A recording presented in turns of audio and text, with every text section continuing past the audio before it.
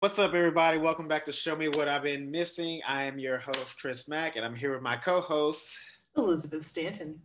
and we are covering season 2, episode 4. They Yeah. shoot people. They shoot single people, don't they? Mhm. Yes. And Interestingly, that is also the title of a book and movie. is it? It's the book and movie are about. They used to do these dance marathons in like the 20s and 30s that were like started off as like kind of normal and then like escalated into like all like reality TV stuff before reality TV. Word. Where people dance for hours and hours and hours. Part of Yeah. it was like it's the Depression era. Nobody has any money, so you could win money at some of the competitions, or like Uh-huh. and they'd be provided food and things like that. Okay. And then it was also an entertainment thing that was pretty cheap to go see as a spectator. So it was sort of like best of both worlds. Huh. And based on very cursory research, I don't know if anything as dramatic as what happens in the story, which I won't spoil. I did read the Wikipedia summary. It is a good movie. The movie stars Jane Right. Fonda, who's great. But that's like the last line of the movie. So it is about putting people out of their misery, like you shoot a horse if it breaks its leg. For single people instead of. Yeah, so it's a touch dramatic, as in like, oh, single people should be put out of their misery and taken out back and shot like a lame horse. No, I don't think that's okay. No, that's fine. I mean, population control. I mean, it sounds like Thanos, basically. Population control is a myth. There are plenty of resources. We just don't distribute them effectively. Boom. That's exactly. We had enough fucking food here to feed literally the entire world and still have some left over. Yeah, It's don't let anyone be like it. It's frankly, it's a racist colonist notion. Like, there are too many people in the world. What kind of people are you worried about? whoops, a little bit of truth dropped off. Oh man, did you? I don't know if you saw this today. The in the House, the bill to make Washington D.C. the 51st state passed, and it's on to the Senate. It's unfortunately probably gonna die there, but we can dream, right? But during some of the deliberation, I think today, one white senator from Wyoming went on and on about Wyoming does this and that, it has all these manufacturing and mining and da da da, and it's a more well-rounded state than Washington D.C. And I can't remember the senator who got up. It was a black guy, and he's like, wow, I didn't know the word white had so many syllables. Mm. I went, oh, like out loud in my apartment Wow. when I watched that clip. I was like, oh, Damn. holy shit. Damn. Fucking soul left my body. Dude, it's so funny. I met somebody in Tennessee that says white the same way. It was like white. His name was Randy White. I kept making my friend laugh with that. She's like, "How do you say his name?" I was like, "Randy White." She's like, "That's so funny." I was like, "It's not that funny. It's just a southern accent. It's not." Anyway, sorry to get political so fast, but it's true. We're good. Uh, I didn't know it was a book and a movie. Now I kind of want to watch it, but I also don't want to be depressed. So yeah, I don't from the know. Wikipedia summary, because I was trying to get to what the thrust of why is it called "Don't They Shoot Horses, Don't They?" Right. It's grim. Yeah. Yeah. So It's a grim answer, but much like some of this episode, although not really. yeah, we'll see. We'll see. So we open the episode with all of the ladies being single for once in like such a long time. Like together at the same I time. carry that it's been a very long time since they were all single, all at the same time. No dating, no nothing. Now let me ask you before we even get into theirs. Is there a different kind of energy with girlfriends when you're all single at once? Like, what's the energy there? Is it a happy thing, or is it like just a supportive thing? What is the general? I don't know. Yeah, it's like I'd say it's like kind of happy, supportive. Like maybe you're rooting for your friend to like get with somebody, but like it reminded me of. I know he's not been great in recent times, But do you remember that Dane Cook bit where he's like, I just want to dance. I just want to go out with my girlfriends. Yeah. And we're going to throw our purses in the center of a circle and just dance. Like, it's kind of true. Like, sometimes, like, when you're with girlfriends, sometimes you're like, yeah, let's just all of us go out to party, girls' night only. And it's fun, and you are just having fun. Like, Okay. It happens. I respect it. Now, is there like, I mean, I guess it's different for every girl, but is there like a more aggressive energy when it comes to single, like being all single? Like, do y'all? Like being on the prowl, so to speak. Yeah, like be on the prowl, a little bit of competition there. Like, is it little? Does it get a little testosterone up in there? Estrogeny. I would say maybe in younger days, yes. Okay. I think in younger days there was maybe a little more like, oh, if you do see somebody out and about, competition. Yeah. Yes. Sometimes, but like I said, when you're younger. But I feel like I'm trying to think, because I have single girlfriends now, and taken either married or like super long-term boyfriend girlfriends now, and it's like, obviously I'm not competing with the ones who are coupled up, and then the ones who are single, we're just looking to have a good time, Yeah. Okay. I'm with that. I was just wondering because as always on TV, they would show women either like really getting along and like telling every guy to go fuck off, or it's like they're low key competing with each other and like jealous of each other once they're one of them gets a boyfriend or some shit like that. Yeah.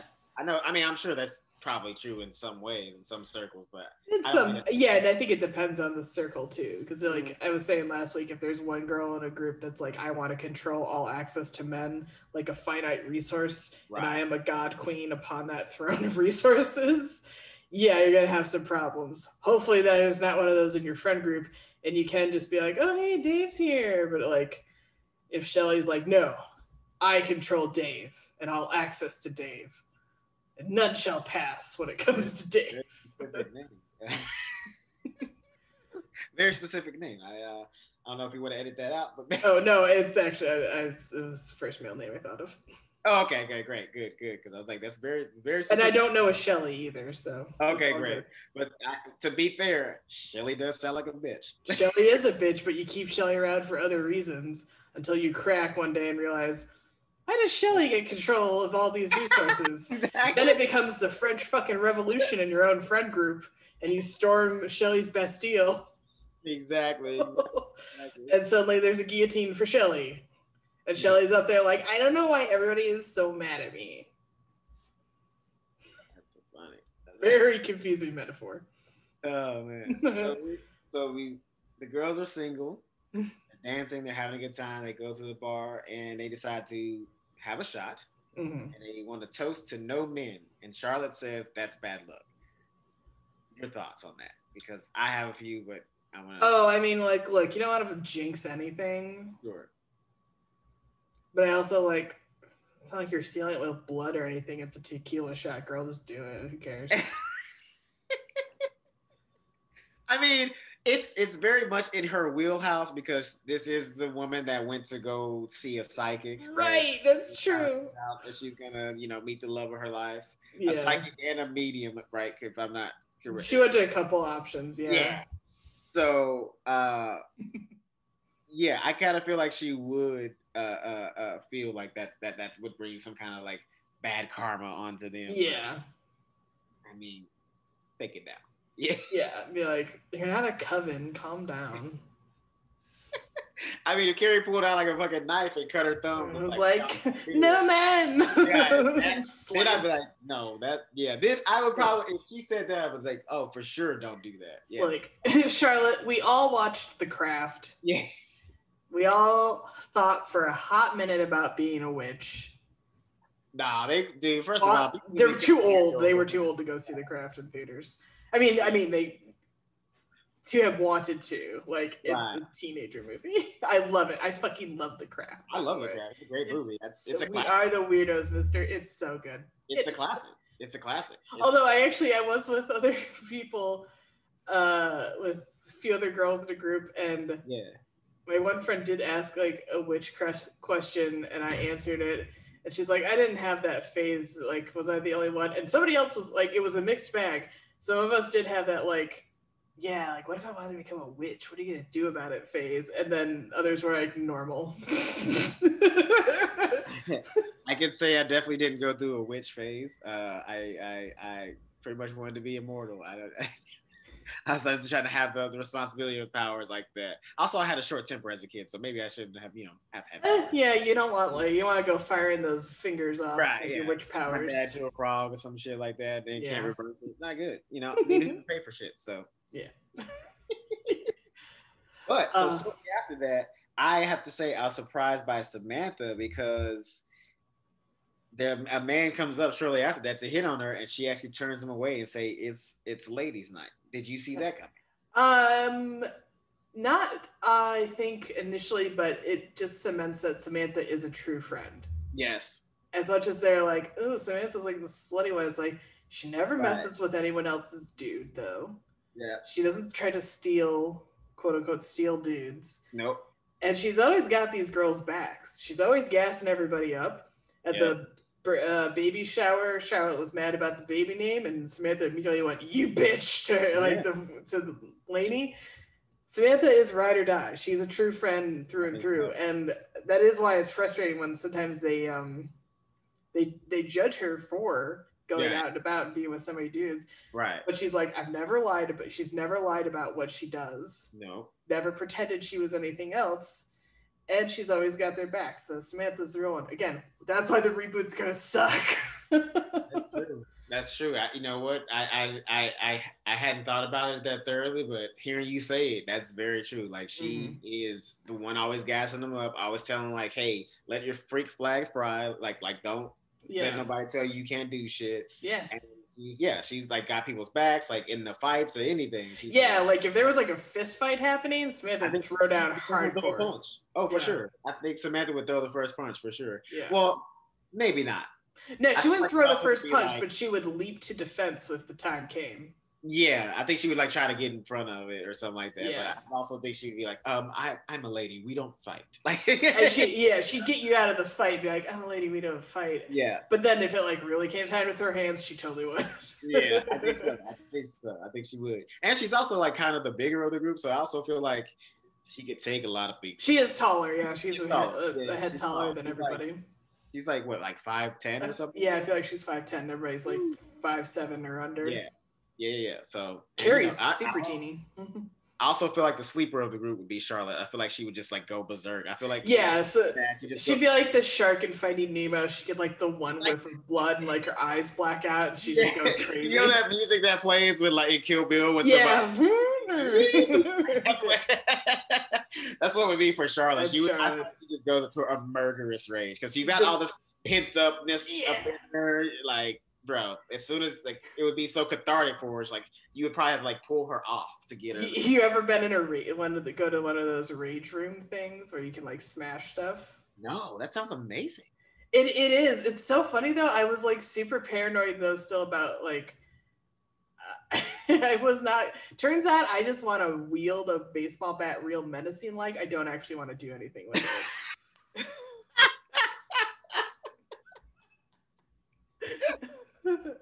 I was way more into just kind of standing there and twirling it around to look intimidating, but when it came time to actually smash things, I like closed my eyes and turned away. And you're given protective gear. They like seat you up. You're you got like a shield on, face shield on, gloves and everything. And I was in there still like, gosh, there's a lot of broken glass in here. So fantastic. In a mafia situation, so you just wanted to do this. I just wanted to stand around. I just wanted to like walk up to things slowly and be like, that's a nice car. It'd be a shame if something happened to it, like holding a bat, but that wouldn't actually do anything. But you'd be so intimidated and scared. You'd be like, here's some money. And that's why I'd actually be a terrible mafioso. I couldn't be. I'm Irish and Scottish. I can't be in the mafia. Well, you can, but you'll never be made. Yeah, so what you're saying is you wanted to be a 70s movie bully, not an 80s movie bully. Because 80s movie bullies, They fucking actually terrifying. They actually like slice people up. they're very violent. 70s ones are like, yeah, just kind of intimidation. Yeah. Although that said, I did do great at the axe throwing section, but that's because I yelled goofy things when I threw the axe and like hit the target a lot. Like the first one I did was yell, "Here's Gianni," and boom, dead center. That's fantastic. I love Anyway, it. we're off topic. I love it. Okay. So yeah, so Samantha sticks with the group. And then but this is, speaking of Charlotte though, going fucking crazy. Carrie's like, I have that photo shoot in the morning. I should get going. And Charlotte's the one who said, stay, have another drink, and let's party. Wow. Yeah. She's like, we never get to go dancing. We never get to go dancing. Yeah. And I feel like Charlotte's misresponsible and be like, you're right. You should go get sleep and you'll be up. No. Charlotte's dark side took over that day and was like, I'm gonna fucking sabotage Carrie's photo shoot. That's it. Yeah, like low key. Maybe not. That's, you know what? But here's the thing: tequila brings the savage out of everybody. That's true. That's the drink of like rage and catharsis. Like it's it's like anytime you drink tequila, somebody somewhere is gonna catch a wrath of something from somebody. Tequila makes me do whatever crazy things. Tequila makes you fight about shit that happened like 10 years ago. That's what tequila does.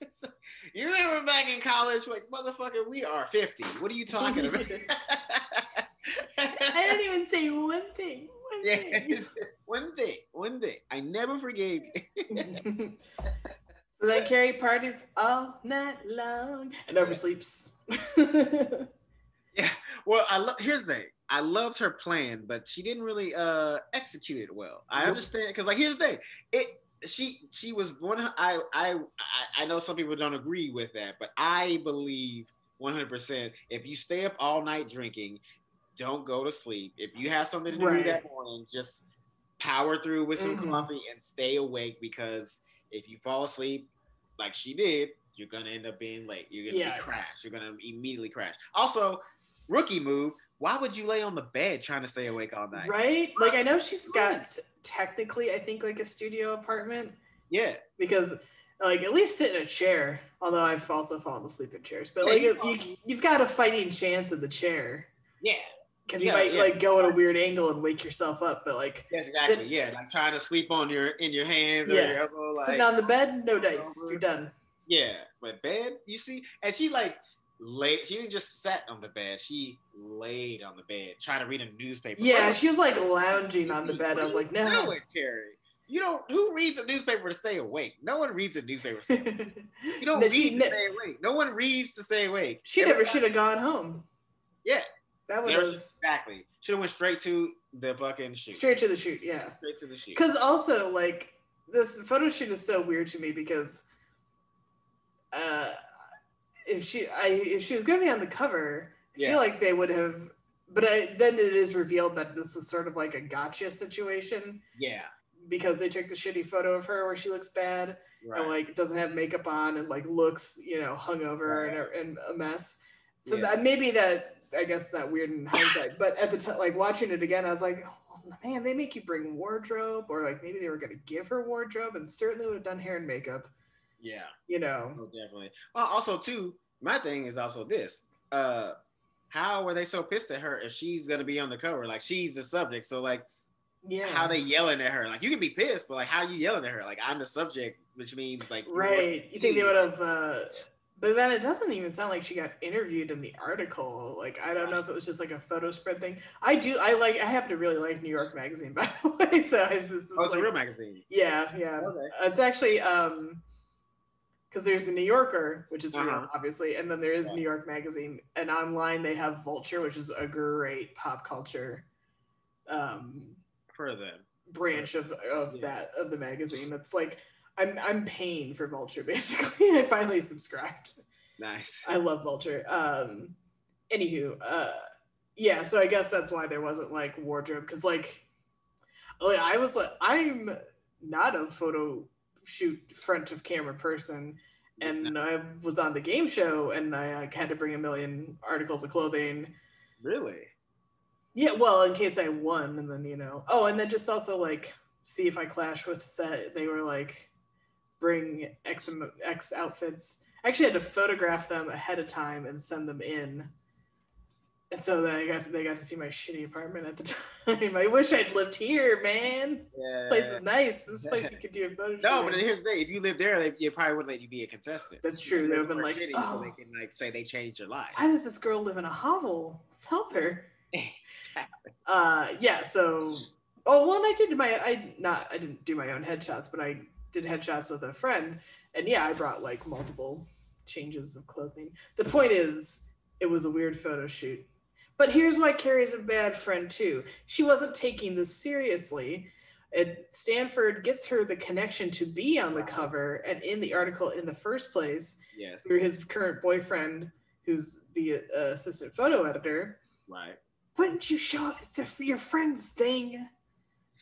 That is a great point. Wouldn't you show up on time? Yes. And prepared? Exactly. That is a great point. She low-key made Stanford look like a dick. Yeah. I mean, he still got with the guy, so it didn't break him up, but still made him have to work a little harder. I guarantee you that, because you're his friend. He's like, and again, everybody judges you off of the friends that you keep. So if your friend shows up late and all disheveled and not ready and prepared, what does that say about you? Yeah, it's like a favor. The boyfriend is doing a favor for her in a way. Yes. And she's just not like taking it even remotely seriously. Like not giving a fuck. Yeah, exactly. Yeah. And that's probably, I also feel like it didn't start out as a gotcha piece, but her being late and shit like that. Right? Because like. Gotcha piece. You know what I mean? Yeah, maybe. I feel like, and also too, let's be honest, that's the juicier story. If she showed up looking all great and fabulous and it was like, we'll talk about it right now, with an exclamation mark, not a question mark. You know what I'm saying? Nobody really gonna look at that, but when you put that question mark and have that picture next to it, I'll probably pick that magazine up and read it. So it is the juicy story. So you can't really blame them for that, because if her tardiness turned it into that, it's kind of on her. Yeah, because also it's clear she's like 30 something and like partying all night. I was like, everybody I know, and myself included, talking to in their 30s, they said like, oh, I'm gonna party till the break of dawn, I'd be like, oh no. Oh, no. You're gonna be dead for 2 days. No, now because this is the 2030. In 2020, 30 is a different kind of 30 now. So like now people. That's true. We've been through a lot of shit. Yeah, leading up to our 30s. We can party. We don't, but we can party all night long because we have enough stress to like have to relieve that much party. Yeah, but I drank too much the day they declared Joe Biden had won the election, and I was hungover for 2 days. Yeah, that's the problem. That is the problem. Is everybody after 30 is hungover for at least 48 hours. Yeah, I was like, I popped some champagne. I'm not gonna lie. Mayo's favorite son is in the White House. I was pumped. Mayo's a county in Ireland, not just a condiment. Family's from there. Just throwing it out there. And I was like, let's fucking party. Yeah. And I mean, we saw everybody dancing in the streets. But yeah, I drink a lot of champagne, way more than I should probably for one person. And there's no way to save champagne, really. No. And the next day, I was like, somebody kill me. Yeah, you had to drink that shit within like an hour of you opening that bitch, and after that, it's pretty much a dud. After I also didn't have champagne glasses, so I fucking drank it out of the bottle. Yeah, like a straight savage. I was ready to party. And then the next day, I was like, I don't feel good. I puked. I'm gonna just say it. I'll admit it. I puked. And then the second day, I still had a mega migraine and had to like lay down after I worked at 5 a.m. at that time, at least on Monday, so like a full day to recover. But I still had a mega migraine, and I had to ask work, like, can I go take a nap? Right. Yeah. So it's 48 hours for me. So that's why I'm impressed that Carrie would like even like race to that photo shoot. I'd be like, I'm dead. Stanford, I'm dead. No, you know what? It's not that impressive because even though she's probably still drunk. She was probably still drunk. And when you're still drunk, you're motivated. You can move. You got energy. It's weird. I don't know why, but you do. But like as soon as you start sobering up, it just that's when the hangover sets in. You're like, oh, this is where it starts. And this is the wall, and I'm about to hit the wall. Yes, and you slam into that motherfucker because you feel so good while you're still drunk, and then all of a sudden you're like, I hate everybody and everything. You smack into that wall. It's crowd. And then sometime later, they're power walking. Yes. Through Central Park, which laughing out loud at Miranda's weird power walk. Yeah. Before we talk about that, I want to ask you this because the ladies shortly or the next day after the shoot, they see the cover and Carrie's pissed about it being a question mark or it should have been an exclamation point, which I totally understand because that makes sense to me. Like I didn't think that was like some crazy like, oh my God, you're being dramatic. Like no, that makes perfect sense. Like it does say something. But I do want to ask you this. Do magazines scare women into marriage? Oh, Miranda's line, I wrote it out in full because what did she say? Hang on, because I was like, it is so. It's a cautionary tale to scare women into marriage. Amen. There are, especially more at that time, I think. Now magazines, really, more online sites. Let's be honest. Sorry, print journalism. That's very true. But I think at that time that for sure there were articles like, single people die faster, like all these crazy things to encourage, the standard, like you must get married and you must get married by X amount of time because if you get too old then no one will want you and aging is terrible if you're a woman. It is godforsaken wasteland out there and if you don't get paired up by the time you're X years old, well, you're dead to the world, you're no good, sorry.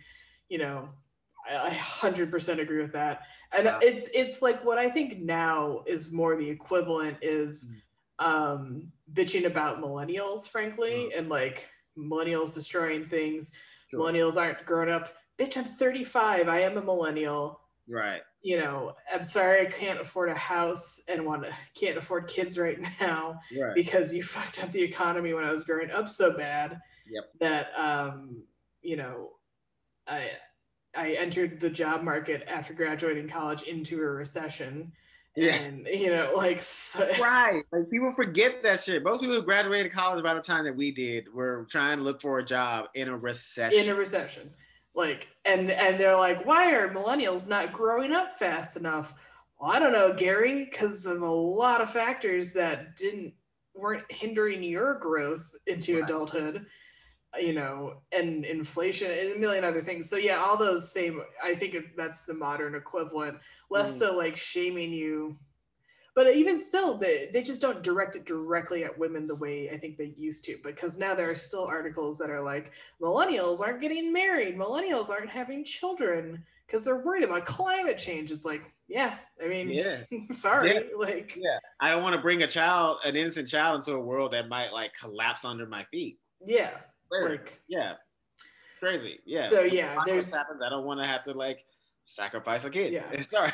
And I think what's worse now, and it's still not worse so much, but it's still the same principle. It was sales then, and it's clicks now. The more clicks you get, there's ad revenue, and it gets spread, and you get more attention to the site. On. Like today, the big thing on Twitter was the guy who wrote an op-ed about Disney World being too woke because now Disney is finally allowing cast members, as they call them, employees, let's be real, to I guess wear nail polish if they want and have like tattoos showing on like arms, maybe necks, I can't remember for sure, but I think that's at least arms, like as long as it's an inoffensive tattoo. And you can wear, I think, gender non-conforming uniforms. So if you happen to be non-binary or something, or they're kind of more okay, and that's fine. I think who cares? They're cast, And when I say cast members, I'm more referring to like employees in the park, not like people in character costume. They just call them cast members, as somebody pointed out, I think in an article or a comment that was like, it makes it sound nicer and you could be more conforming because you've cast them, so to speak, in the role of churro cart worker number 5. Right. Exactly. But now churro cart worker number 5 can wear whatever he, she, or they wants, and that's Right. fine. Because guess what I'm doing? I'm just there to buy a churro, and they're just there to sell me a churro. I don't care. That's it. But this guy was like, that's weird. That destroys the illusion for me. And same thing with like taking some of the racist things out of like Jungle Cruise or Splash Mountain. And what was the other one? Oh, he was mad that Pirates of the Caribbean, they used to have the pirate chase the woman around to like kidnap her to be his bride, and they like changed that so that like I think the woman's chasing the guy, and he was like, all cranky about that. But a lot of people pointed out the problem is the more you engage with this and retweet it or quote tweet it or whatever, it's clicks to the site, attention for this asshole. Yeah. And it's the same thing as they get a buzzy enough headline, single and fabulous with the magazine. Now everybody's going to buy it. It's got this striking, but unfortunately striking image of her smoking, looking haggard on the cover. And you're going to be like, why does this woman look like she's been dragged behind a bus? Right. And the question mark also is going to be pull you in. Yeah.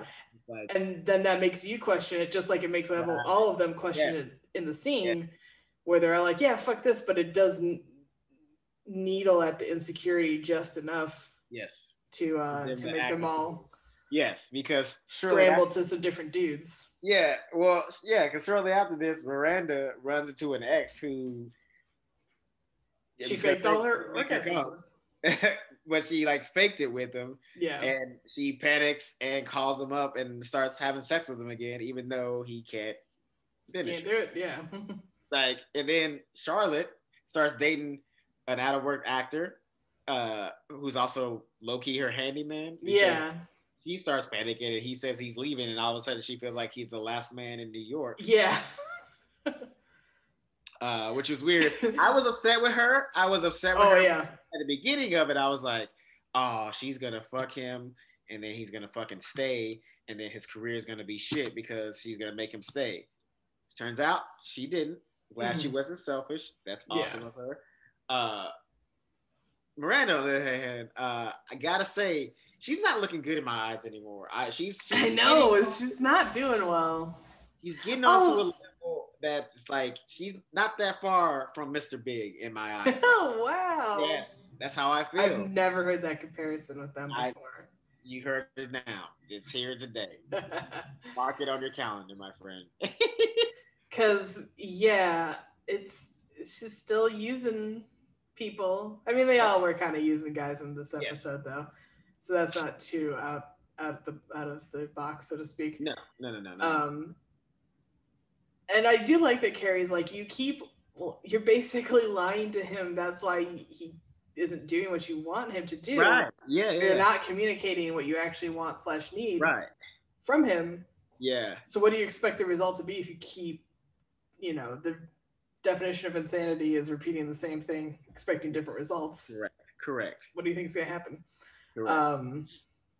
Totally agree. So then they start the tutorial, but at least she finally says, like, look, I've been lying this whole time. She said, listen, she did finally admit it, but she also was kind of a bitch about it because the line where he's like, what, you think that every woman has lied about having orgasms? And she was kind of like, yeah, like that's me. That was okay. That's below the belt. Big time. Yeah, for no reason. Like he, of course he was a little upset because he just got told that he thought he was making a girl come and you're lying to him. Like he's thrown off and then you throw that jab at him. Like and he was, I thought, kind of nice about it in a way because he was like, oh, do you have like a physical thing that like prevents it? You just haven't told me. Like, and he wasn't even like really pissed. He was more like concerned. He was like, oh, let me try to help. Like, let me tell me what I need to do. Like, so she didn't have to throw that line at him. That was super mean. But he comes around and is like, all right, fine. Let's walk me through what I'm doing wrong here. And then she's like, you're like 8,000 miles away from the actual clitoris. And he's like, oh. Well, to be fair, even though she was kind of a bitch, she did do a Samantha where she tried. She really tried. Yep. And he just, listen, it wasn't that she wasn't. I also think part of it, I think, is also that she just wasn't into the guy. Yeah, clearly you weren't she into really him. just wasn't that into him. Yeah, Which, like that line you're will not come gonna back come on with future somebody programming. that you're not really that into. Like it's just not, Yeah. unless you're a guy. Guys, we can, but Mhm. that's because our bodies are designed that way. But you guys, y'all can't do that. You got to be attracted to the person somewhat, at least. And I don't think she was attracted to the guy. Because they bumped into him while they're out like power walking, jogging, or whatever, and she's sort of like, oh hey, like she's like pretty neutral about him, you know. And then she ghosts him, which is cold. Yeah. But you know what? That's who she is. Yeah, she's a little cold. Yeah, that's what I'm saying. She's not looking good in my eyes. She's getting, especially because we still don't know where Skip is. I can't. Like you said, I'm 90% sure he comes back within the next few episodes. So at some point in the season, but after season 2, he's gone for sure. I know we don't see him after that. Well, where is he right now? What are you doing here without Skipper? We are 4 episodes into season 2, and last time when we left in season 1, they were like rekindling things. All of a sudden, season 2 comes back. Mm-hmm. He's nowhere to be found. Nobody's talking about him. What is going on? What did Miranda do to this man? Because I know it's her fault. No matter what. Oh, speaking of the power walking, though, I have a question for you. So while they're walking, Charlotte's like, oh, we're not going fast enough. And Carrie says, let's gossip to get our heart rates up. Her. What did you think of that line?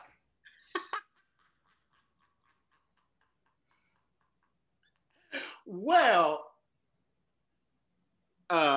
first of all, we already talked about how she's kind of the female misogynist of the group. Mm-hmm. Kind of has that the old school like man way of thinking kind of ingrained in her, mm-hmm. So she kind of lets it out.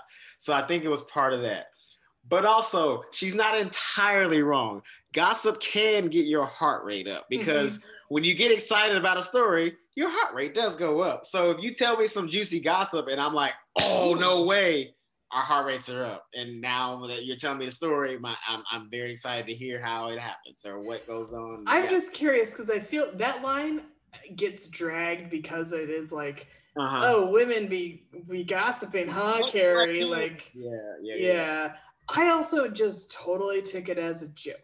Like she's just hanging out with friends. Yeah, they're exercising, but they're just walking through the park. They're not doing anything crazy. I totally took it as like a hearty heart joke. I can see that. I've seen it come up on like why Carrie's the worst lists, or like examples of like, the show is not really that like progressive. And I'm like, do people not get jokes? I don't need to sound like an old man who's like, do people not get jokes anymore? But also, do people not get jokes anymore? Like, well, to be fair, Carrie is the worst. But she is the worst. I understand. But I also understand where you're coming from because but that's the thing too, is like we are more sensitive now in good ways, but we're also more sensitive now in bad ways. And like we weren't this sensitive in this time. So like a joke like that is totally taken as a joke and mm-hmm. not like looked at with a deeper meaning of like, oh, she's a misogynist. Oh, she, she's like making, like, oh, mm-hmm. like they didn't pass the Bechdel test. Like we weren't into that shit. Mm-hmm. 2000 or 99, 2000. I think we're still in 99. Yeah, we're still in 99 at this point. But that's what I'm saying. So like that kind of thinking wasn't a thing. Like true. And like being like, aware of like how women speak. Like it was all very gimmicky in our sitcoms. Like even ones on HBO, all the gimmicks were low key the same. Like the same kind of show you would see on NBC is almost the same show as Sex and the City, except with nudity in person. That's it. I'm a bad feminist. All right. Well, anyway, but I'm not because when Charlotte. No. Also, when Charlotte had the handyman guy over, to do man things around the apartment, I was like, bitch, fucking learn how to use a screwdriver and program. There are instruction manuals with your fucking VCR. Those little things you put in the back of TV are fucking color coded. Red with red, white with white, yellow with yellow. Just it's real simple. You know what though? A lot of that though, man, because here's the thing. Surprisingly, I might be bitter and salty because I did so much of my move on my own. not On bitter. my denier movers. You are not bitter and salty. I 100% agree with you.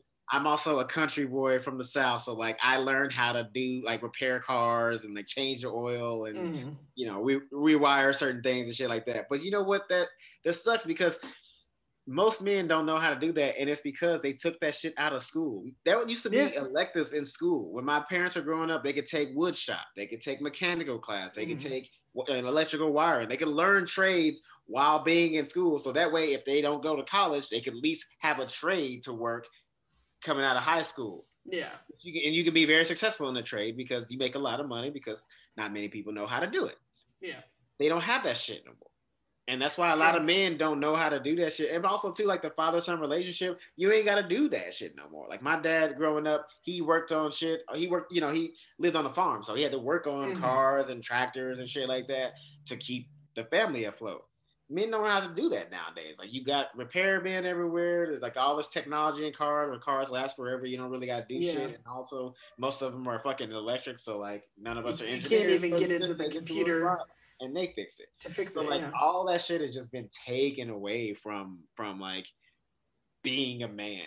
You know what I mean? And like so it sucks because we should have that. We should have that. But like it's also low-key looked down upon to be like that man. Like, you know what I mean? So I feel where you're coming from because you have to learn all that shit.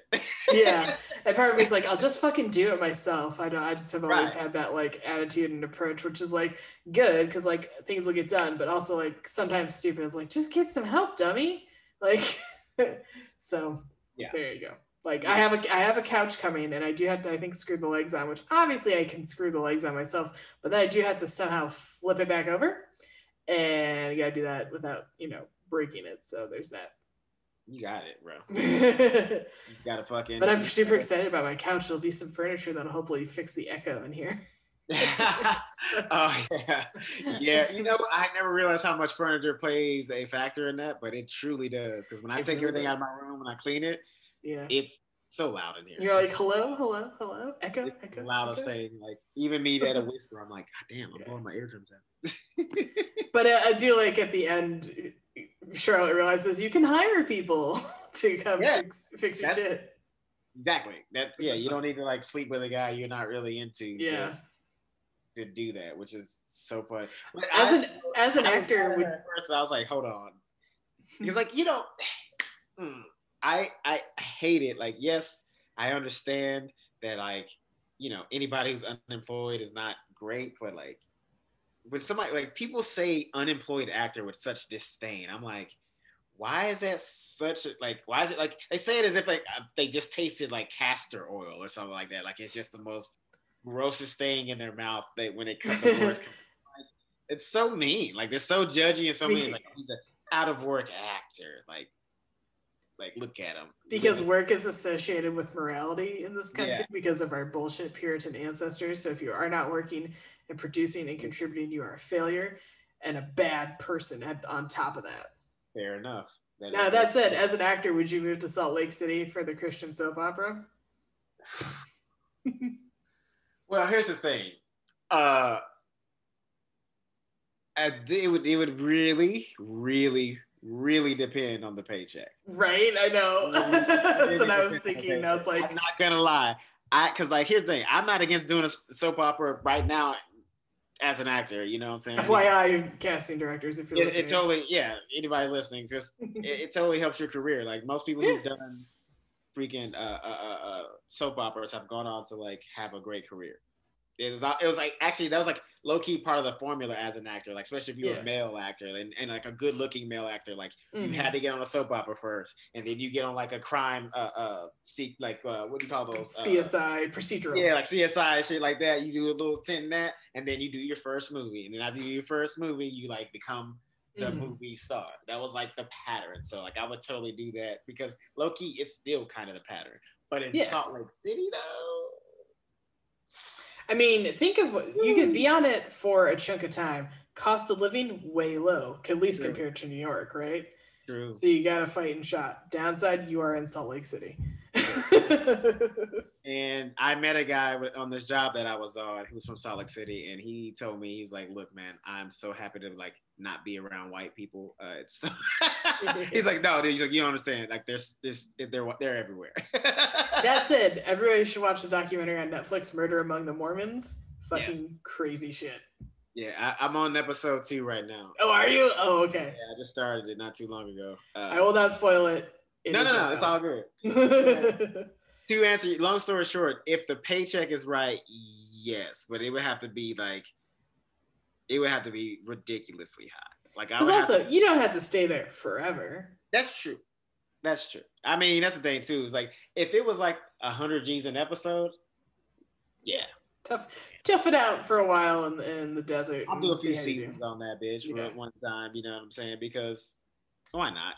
You know, here's another thing that makes me think about it, because I have seen what they will pay you to be an actor in like Scientology commercials.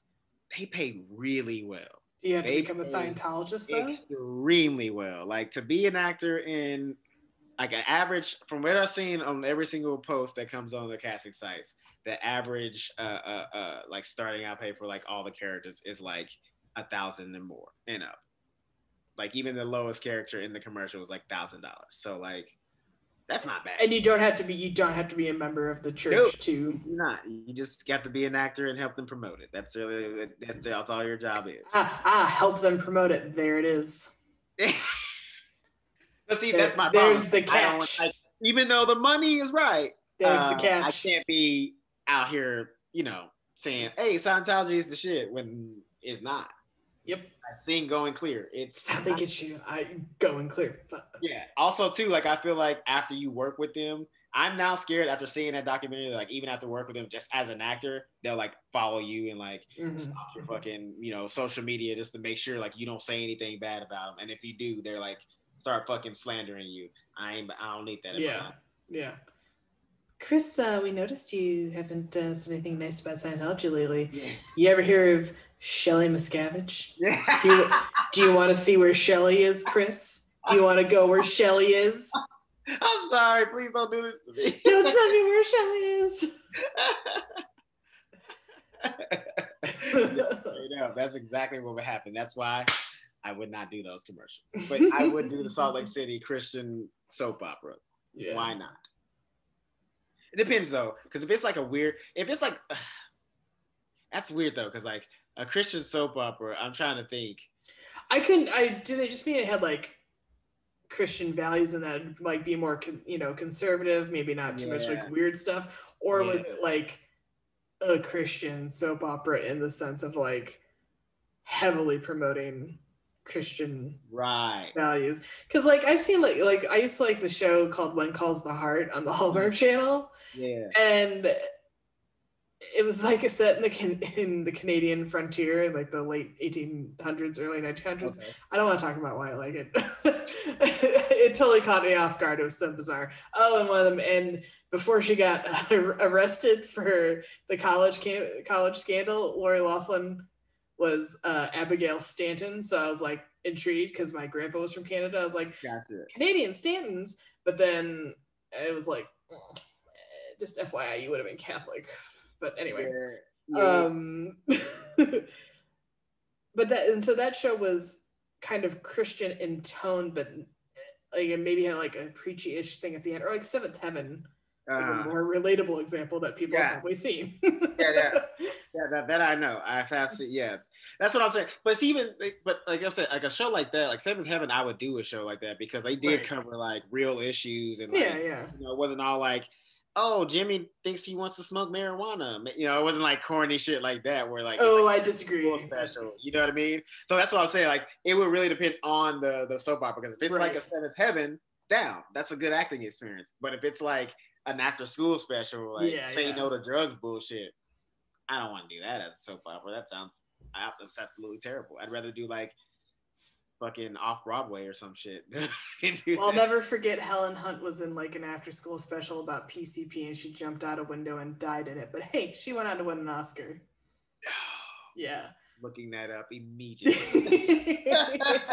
And Tom Hanks was in an anti Dungeons and Dragons thing where like he dies somehow. I forget. I'm looking. It's very loosely inspired by like a true story of like a kid who was super into Dungeons and Dragons. Like when it first came out, I think he committed suicide or something, and they blamed it on the Dungeons and Dragons. I'm like, buddy, that's not the Dungeons or the Dragons. Mess with that. That's not how that game works at all. Not how that works. But anywho. Yes. All right. So now we've gone to so we talked about Miranda and her man. We got Charlotte, her man, and then Samantha gets hit on by the club owner that they're dancing at, and decides to finally go out with him. Mm-hmm. And it turns out he just sweet talks her, telling her he's going to take her, let her spend the summer with him in the Hamptons, and they can ride in his nice cars, and maybe after that they can go on a vacation. She bangs him, and then he stands her up on a date. Oh, I felt so bad for her. Yo, real talk, I did too. I did not see that coming. I felt so bad for her. I literally shed a tear for Samantha. Dead ass. She looks so fucking sad and hurt. I was like, I know sometimes she can be a bitch, but like, no one deserves to be a bitch like that. Because she got stood up in another episode, right? Like that one where she's not one I've seen so far. I know in the one with the guy who was like the turtle or whatever. I think she got kind of stood up at a bar or something and bumped into him, but not this level of it wasn't as devastating. Yeah. Because I think the person would wait there for at least 2 or 3 hours. Yeah, because she was like sitting at the bar waiting for the person. I think she decided to get up and go sooner because she wasn't as into the person. Right. This guy was like, right. Yeah. That's right. Yeah. This guy was like, we this, we that, as they pointed out, and really was like, made it sound like they were going to couple up and be a thing, and then.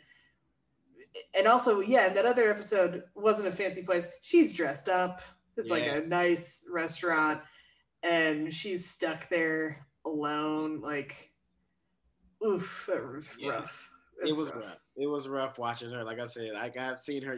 I know that Samantha can be ruthless sometimes. It's like that, but like that was still hard to watch because she literally looked like the most. You could tell like in that moment how fragile she really is. Mm-hmm. Yeah. Even though her persona doesn't say so, but you could tell that like.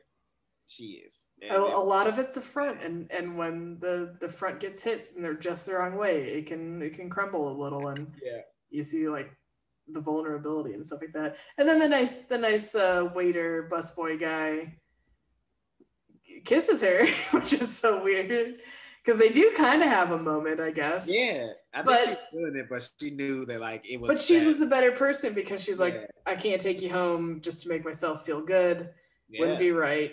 Again, but see, that's the crazy thing is like I think so far in this season, I think Samantha's maturing the most. Of everybody. Like, I'd agree. Totally changing. Like her arc is. I mean, like starting out in the season, she tried for 2 episodes with the guy with a small penis. Mm-hmm. 2 episodes. Yeah. A lot of time, and it's usually like a few months between each episode. Like so, she was trying for a while. With this guy, and and she stood by the girls on ladies' night, and even this, she like made the decision like, hey, I'm not gonna like take this guy home and use him. To feel and like I said, I think people gloss over that stuff because of the reputation that she's the slutty one and she has sex with all dudes. Right. But when she falls hard, and she's all in, and loyal, and she gets hurt, and it's sad. Yeah, it really is, and I felt bad for her, man. I truly did. I was like, this should not happen to anybody, even if she's sometimes like that's still fucked up, especially for that guy too, because he wasn't even good looking. Good looking, like some of the guys they've had on here and stuff like that. Like if he looked like the Yankee, I'd be like, I see how you could do that, but like this guy was like a total creepy looking Latino dude. I'm like, oh, come on, bro. I don't even feel like that guy was actually Latino. I don't think he was either. I think he just had like the wild spray tan. Yeah, I think they just spray tan that guy. On like a Latino-esque, club. Yeah, because it was a salsa club that they met at. Yeah, and that's what I'm saying. Also, too, even just looking at him, I know 100% he's not Samantha's type. Like he Right. does not fit the bill at all, and like that's the part that really sucks. Cause like I know she was panicking and went out with him, but like to get hurt like that, that wasn't cool. Cause at least with Charlotte, she panicked, but like they kind of mutually decided like yeah, like he kind of I think got that like she was using him and she knew she was, you know, using him and that she couldn't see a future realistically, and so yeah, they go their separate ways. Yeah. All right, we got to talk about this. I've been waiting all episode. Motherfucking Bradley Cooper. Baby Bradley Cooper. Bro, that was more of a drop for me than Timothy Olyphant. Like I was blown away. I had no idea that fucking Brad Cooper was in an episode of Sex and the City. Briefly, but he was there. Yeah, hang on. You know what I forgot to do is I forgot to check what age he is in this because now I'm curious. Oh, you have to. Let's see, Bradley. Because I don't think I feel like they were trying to play him as a 20-something. For sure. Okay, so he was born in 75. So he actually would have been 24 in 99. He would have been a genuine 20-something.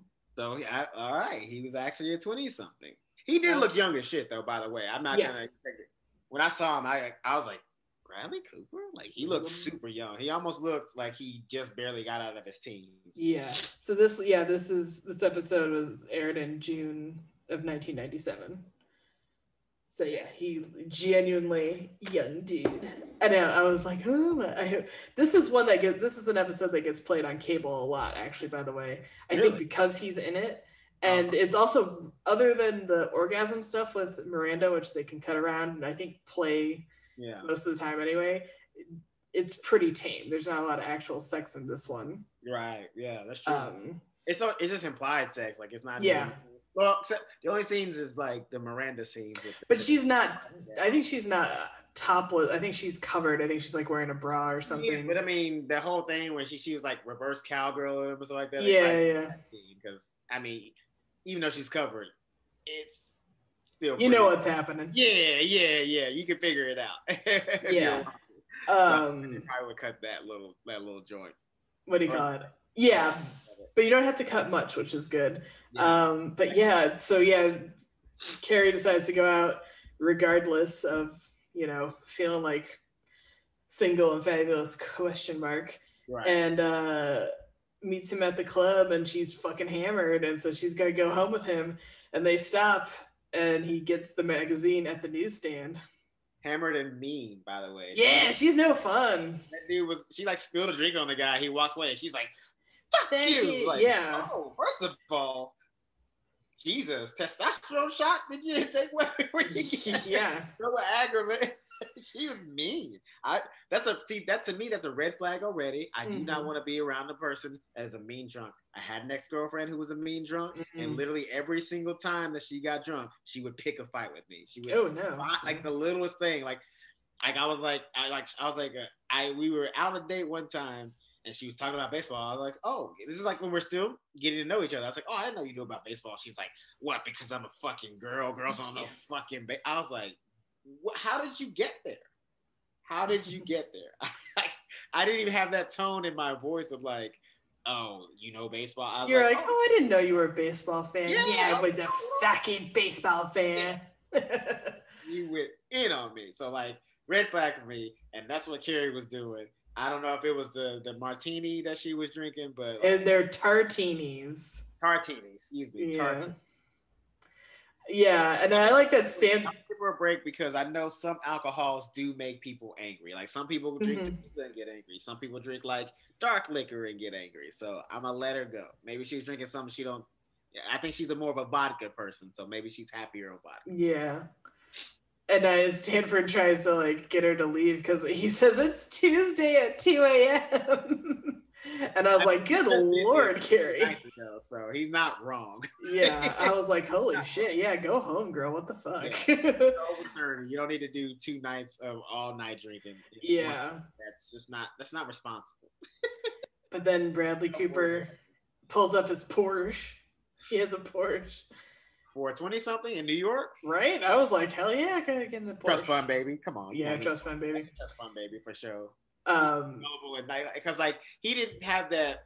Like if you were 20 something New Yorker with a Porsche that's like successful on your own, he wouldn't be all that playful. Like he would be more serious because you gotta grind in New York to have money like that. Yeah, but he's a trust fund baby. He was like a little a labradoodle. Like he was just like, and he found a magazine. He's like, hey, is this you? Like he probably didn't even get why she changed her mind. Like he doesn't.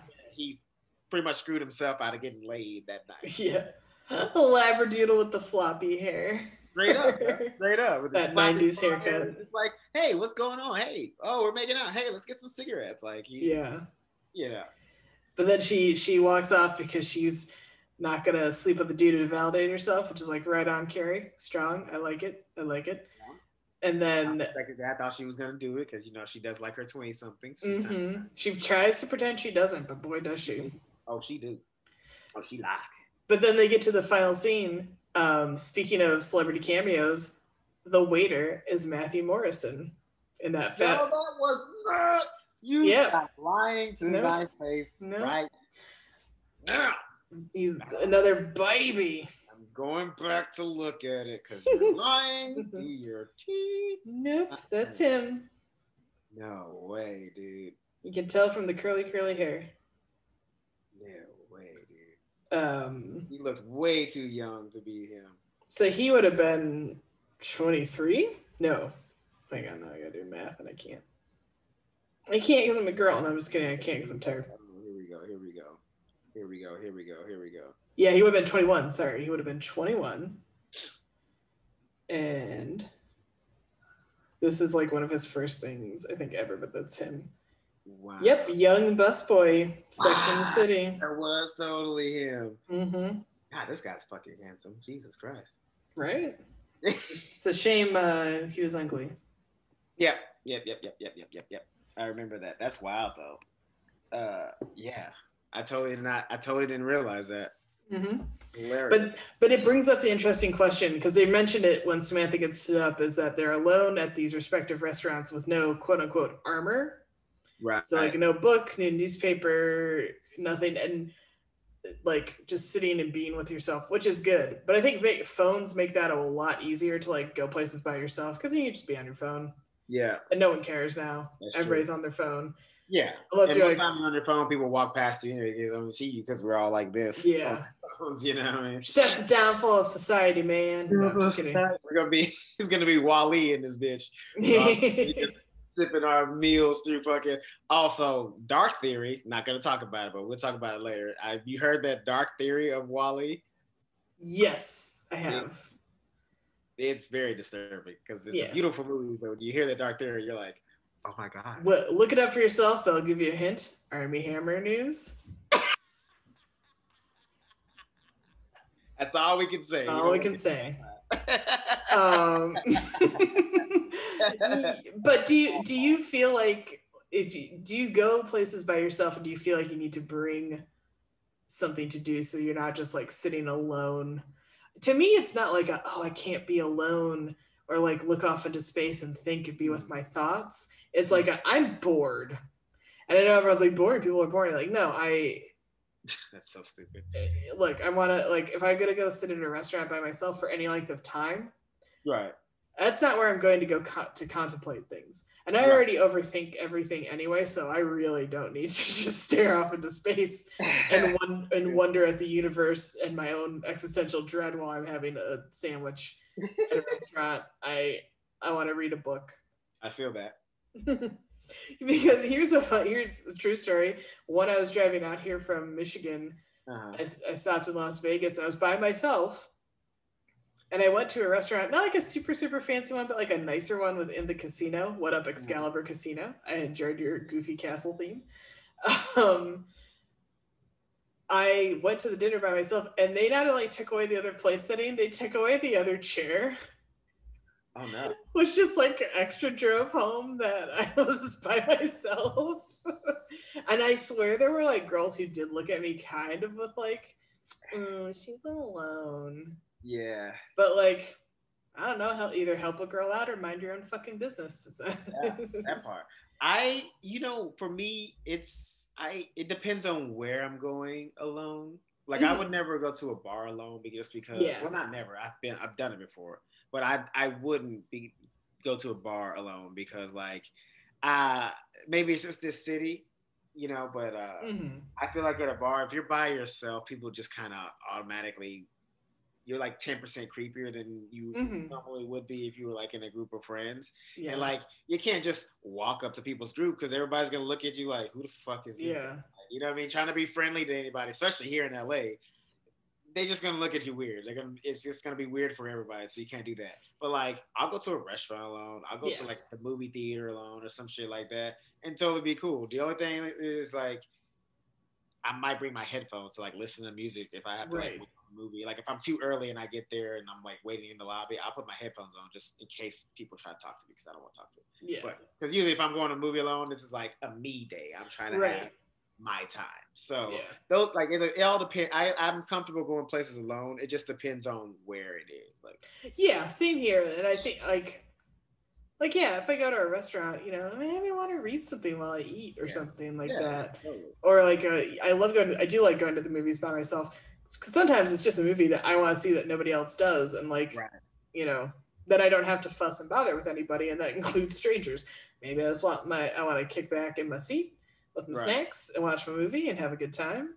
Um, yeah, so I think it's interesting that they call it armor in the show, but I don't think of it as like a way to put off people necessarily.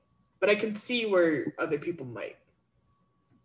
Yeah, I mean, I get it, but like again, it all depends on the kind of person that is saying it because there are some Yeah. people who like genuinely like going places alone because like they don't fuck with people at all. Hmm. And there's some people who are like alone. What? Like they just the idea, even Yeah. talking about it, like sends them in cold sweats and shit like Hmm. that. I can't be one of those people because like that's weird because like then you can't do nothing, especially in LA because like 9 times out of 10, especially if it's Yeah. on the fly, if you haven't planned this shit like a week in advance, Hmm. nobody's gonna be down. And then, even if you do plan it, most people flake on you anyway because it's Yeah. more hassle to be out of the house than it is, Yeah. especially now when people been at home now, Yeah. like, gotten used to it. I think it also boils down to the introvert extrovert thing, which I don't like people trying to paint one thing or the other as virtuous, especially like people who are like, I'm an introvert and therefore I'm better because I don't need to be around people. It's not that. Right. What I've read that I think makes the most sense is that which thing recharges you more? Is it being Right. out with people and being social? Which I have a friend who that totally is like what kind of gives her like a boost and gives her life, or is it just being by yourself at home and that's more me. However, I could totally go out. I am a little over this, like, I don't want to go out with people and be like, no, come on. Like, I thought half of these people were your friends. I guess they're not, but like, there's some of the melodrama over like what personality type is what, and also acting as if extroverts are like somehow bad or annoying for liking to be around people Right. No, I'm, does I'm not make you superior. It's like that's yeah, how they get their batteries charged, and you right. shouldn't shit on that. Yeah. Yeah. I mean, as long as they're not annoying and they're actually like cool to be around, Yeah, then yes. But like there are extroverts that like nobody wants to be around, but right. they are always there and you're like, why are you here? Who keeps Yeah. it? How do you find out? What are you doing here? But then there are introverts who are like, if they do go out, they complain the whole fucking time. It's like, well, then go home. Right. Oh, Like, that's the worst. Those are the yeah, worst. They're like, oh, why are we here? What are we doing here? This place yeah. sucks. Like, Did I come to your place with a gun and make you leave? No, then go home. yeah, like you said yes, and now you're here. If you don't want to be here, Yeah, you're an adult. You can say no to things. yeah, yeah, no. But that's also because like people got that FOMO. You know what I'm saying? Yeah. It's that FOMO. Those are the people who got FOMO. Like they know they'd rather be at home, but they don't want to like miss out on like the night of fun and potential Mhm. like inside jokes that you can get from it. Yeah. Because it does suck. I ain't gonna lie. Like it Yeah. does suck when you are in a group and like they've all had like one night of drinking together, and then like Mhm. next night you go out with them and They're like, remember this thing, that thing? Yeah, and you're like, like, no, I wasn't there. sorry. Oh man, but this episode was really good. I enjoyed it. It's one that like flew by, and I was like, oh, I gotta keep pausing it to like make my notes and stuff because like I feel like they packed in a lot of stuff in an effective way that was like fun and Yeah, I totally enjoyed it. This was one of the better episodes of like seeing them kind of grow as ladies and see them kind of go through stuff. And it also just like it's a good episode to see because you were talking about the magazines earlier. Yeah. Saying, like sometimes it does make you feel like magazines do intentionally make you feel a certain type of way, and we see it affect these women, but we also see them like get over that. Yeah. Like how hard it is, because like I never even thought about that, because like I guess the only thing in male magazines is like being ripped. Yeah, say why aren't you swole enough? Yeah, like why aren't you fucking a mountain of a man like The Rock? Like that's probably the only thing that's ever pushed in magazines. But like they're not pushing marriage. They're not saying like if you're single you're disgusting. Like like it's none of that stuff that like makes us feel guilty about anything other than like not being in great shape. That's pretty much the only thing is in male magazines. The other thing not dressing well is another. Oh yeah. Or like how to get women. So I guess that's take it back. Like how to get women. That's that being in better shape and like dressing well to like get ladies. And 90%, I was saying 90% of that advice in either magazine, men or women's magazines, is usually not that good. Nah, it's not. It's usually not actually effective. Yeah. And the worst part is, I think if parents read articles like that in magazines geared toward older people, like, oh no, single people are doing this or that, and then they like tell you about it, and they're like, I read an article the other day that said, you like, oh, this is happening, cool. And you're like, okay. Yeah. I thought I came home for Christmas, but here we are. Exactly. Luckily, neither of my parents and my mom especially have never been like, you better TikTok, hurry up, get married. Actually, this is hilarious. One time, my mom was here and I was doing a bunch of like, I was cleaning up. I had gone grocery shopping and I was cooking, and she's like, "Man, you're a really good homemaker." And I was like, "Hey, you want to tell some guys that?" And she went, "No, they don't get to know. They don't get to know that you're good at all this. Oh wow. They don't ever get to have that, take advantage of it, because once they know, they'll never let you not do it. Don't ever tell them." I mean, she's not wrong. See, I was like, you're right. You're totally every right. woman I've ever dated that like ever cooked for me, like, and like took my plate away as well after cooking for me, like I was like, oh, this is how you rock? All right, I want to see this every time.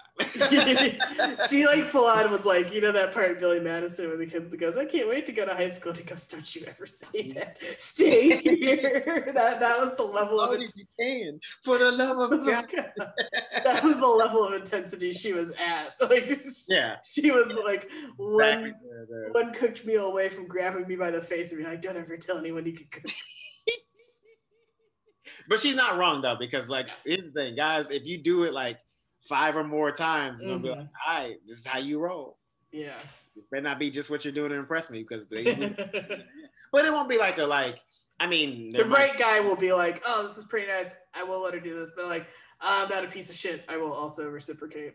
Yeah, that's always been me too. Like if a woman cooks for me, I'm always down to do the dishes. Right. No matter what. Like, yeah. But even if I'm a guest and she's like, "No, you don't gotta do that," I'm still like, "Nope, yes I do. You cook for me. Yeah. Amazing. No matter what, I'm gonna cook for you." Yeah. So yes, I totally get that for sure. But I know other people have been like, "Oh, my mom read an article and now she won't get off my ass about, Oh yeah, I'm sure. This, that, or the other thing. Yeah. Yeah, that's what I'm saying. That's not a thing. Those are not things that like men have to deal with when it comes to magazines. Your dad's not reading an article and be like, "Chris, like, read the shit," and we're like, "Oh, I don't have abs. This fucking sucks." But even then, your dad's not like, "Chris, I read this article about abs. Why don't you have any?" Yeah, but that's the thing. No one says that. Like none of our boys are like, "Bro, why you ain't got this? Like, why? Let's talk about it." Bro, did you know you're not supposed to wear socks with shoes, or is it no shoes? I don't know what the sock deal is with you guys right now. I'm really confused. Well, I know we're not supposed to wear socks in bed. Apparently, that's rude. I didn't know this. No, I just read that wearing socks in bed is good because it keeps your feet warm and then you fall asleep faster. See, science is an ever evolving, ever contradicting. I honestly, practice. I totally wholeheartedly believe in that, but that's the thing. I've been told that like keeping your socks on is rude during sex. I'm like, I was just like thinking solely of bedtime and not actual sex. Because I was like, oh yeah, you gotta wear socks. You know how cold it gets in Michigan sometimes? Are you kidding me? You gotta wear socks to bed. Well, you know what? That's. I mean, I don't know. I've never lived in Michigan, but I can't be, even when it's cold. I can't wear socks in bed to sleep. I got to be barefoot. I got to be. I can't do it. Some people get like hot foot and like your feet are too warm. Hot foot. That's not a thing. What's hot foot? That's not a real thing. Might be. I don't know. So Elizabeth, tell the people where they can find our podcast and all our stuff. Well, the easiest is to always go to Instagram and go to. Hang on, I feel like I said it wrong last time, so let me make sure I say it right. Yeah, you go to Show Me What Podcast on Instagram. Yes. And then that'll take you to Facebook and Twitter. Twitter is also What Podcast. Yes. Big W. With a big S and a big W, but a little H. And then Facebook is just Show Me What Podcast. You can find me and my fucking nonsense online at Elizabeth Movies. Yes, and if you want to follow me individually or both of us as well, you can find me at Mac Diddy Combs, MACKDIDDYCOMBS. And also, while you're looking us up, be sure to visit Arlo, ARLO_Australia, and get yourself some candles. My friend makes these amazing smelling candles. All of her ingredients are organically sourced from Australia. It's soy-free wax and it's lead-free wicks, and it takes them about a month to burn steadily. So you get three for $30, and you get 3 months of your house smelling like amazingly. Yeah. Go for it. Other than that, it's been our show. Yeah. Glad you guys had fun with us. I am super high right now, and I'm gonna go eat some shit. Hell yeah. See y'all later. Listen to us while you're high. Have fun.